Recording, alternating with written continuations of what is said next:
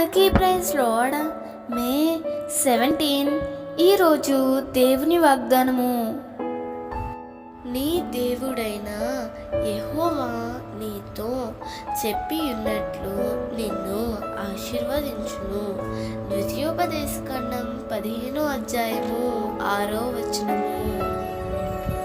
ప్రభు చెప్పిన మాట ఎన్నడూ వ్యర్థం కాదు. అబ్రహాముతో చేసిన వాగ్దానాన్ని దేవుడు తప్పకుండా నెరవేర్చాడు.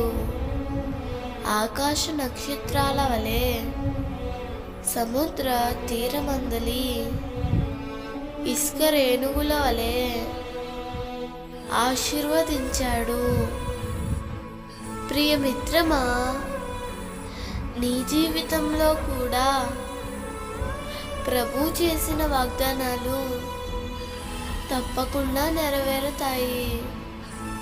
నీవు ప్రభువును నమ్మి ఆయన నోటి నుండి వచ్చిన మాటను నీవు అంగీకరించి వాటి ప్రకారము నీవు జీవిస్తే తప్పకుండా ఆశీర్వాదాలు అనేవి నీకు దక్కుతాయి.